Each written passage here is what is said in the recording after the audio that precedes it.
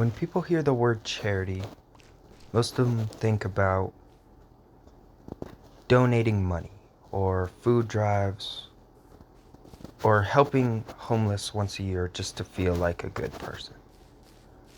But that's actually a very shallow version and understanding of what charity really means.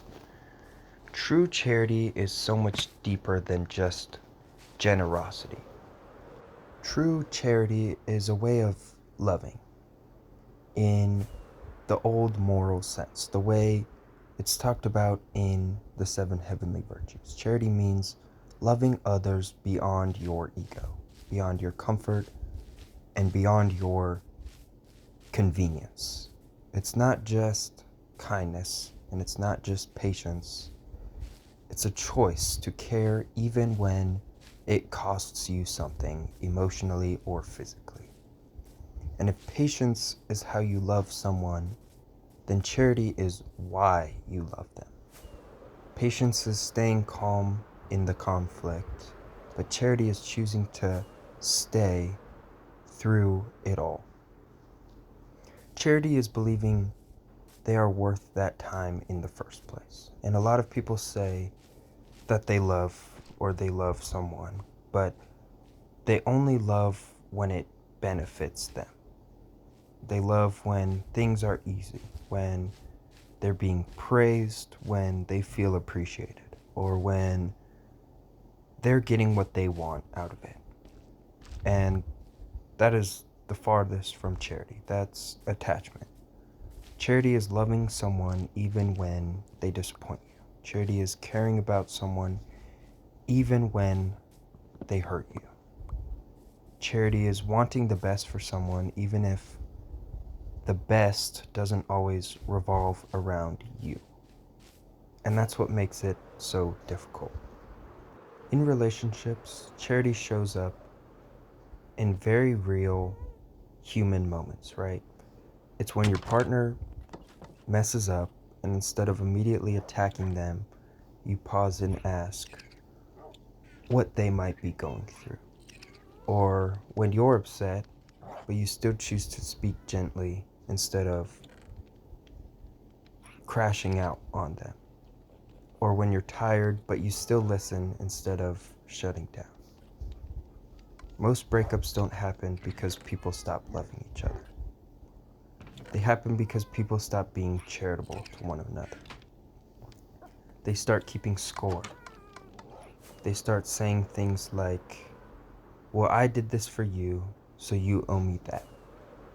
They start seeing love as a transaction instead of a bond. Charity flips that completely. It says, I don't owe you anything. I don't love you because of what you give me.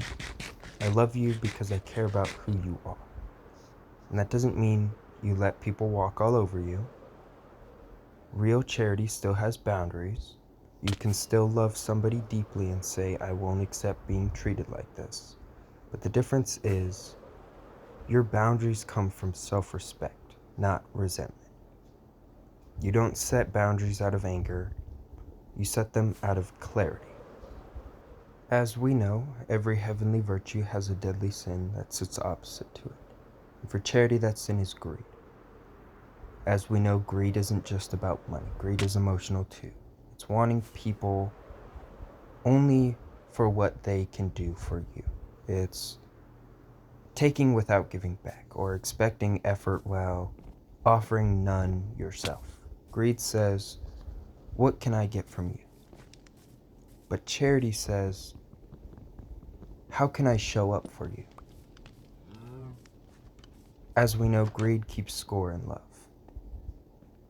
Charity keeps commitment. Greed turns people into resources. Charity treats people like the human beings that they are. And you can see this in relationships everywhere. Someone only texts when they're feeling lonely, or someone only cares when they need validation themselves. Someone only stays when they're afraid of being alone. That's not love. That's need.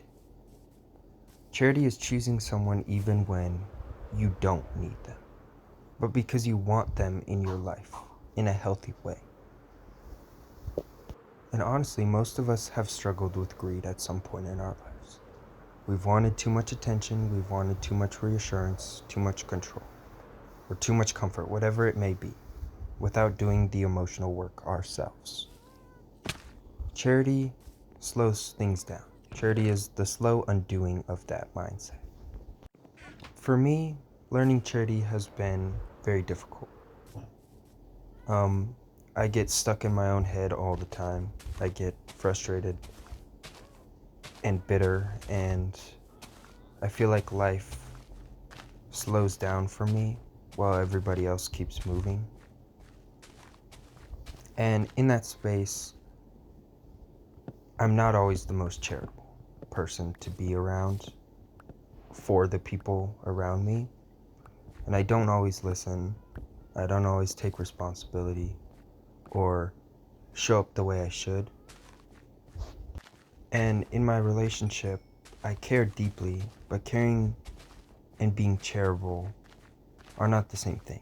You can love someone and still fail them. You can feel strongly and still act selfish. Charity would have meant listening more instead of getting defensive. It would have meant seeing her concerns as care instead of criticism. It would have meant asking, how can I be better for you? Instead of, why are you upset with me again?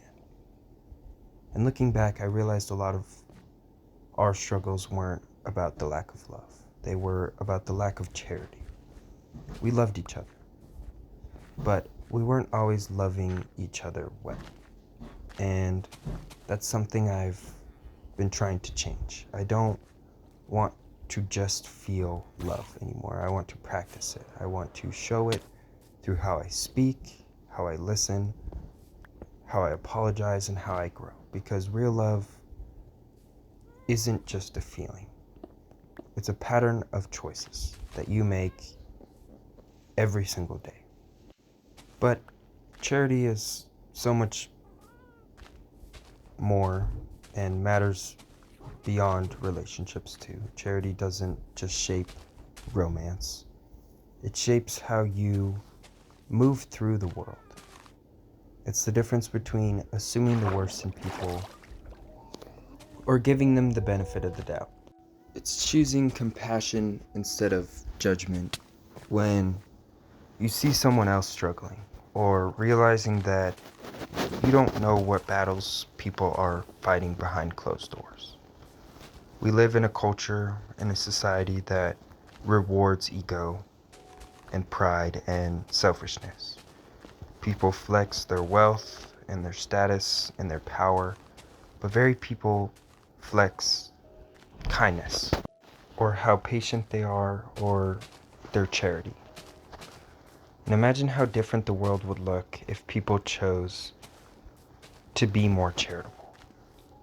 Less online hate, less cancel culture, less dehumanizing each other over every little mistake we make, and more real conversations, more understanding, more grace.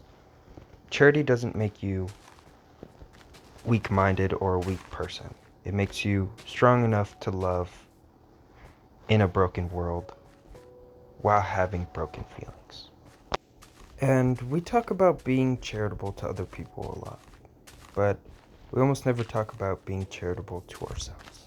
And honestly, that might be the most important part of all of this. A lot of us are kinder to strangers than we are to the person in the mirror. We give other people grace for their mistakes, but we beat ourselves up for ours. We tell others to be patient with their healing, but we demand perfection from ourselves overnight. And that's not charity. That's self-punishment dressed up as accountability. Self-charity doesn't mean letting yourself off the hook. It means holding yourself to a standard without hating yourself while you grow towards it. It's saying that, yeah, I messed up, but I'm still worthy of becoming better. Or allowing yourself to learn instead of labeling yourself as a failure. For me, this has been really real, and everything, the emotional lows, the relationships, the struggles that I've spent a long time being harsh with myself about. I kept replaying mistakes in my head, convincing myself that I ruined things, that I was behind, that I was too late. But charity towards myself meant realizing something simple. I wasn't broken. I was hurting and learning at the same time.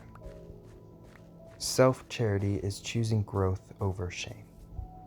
It's forgiving your past while still working on your future, and treating your younger self with understanding instead of contempt. Because if you can't be charitable to yourself, it becomes almost impossible to truly be charitable to others.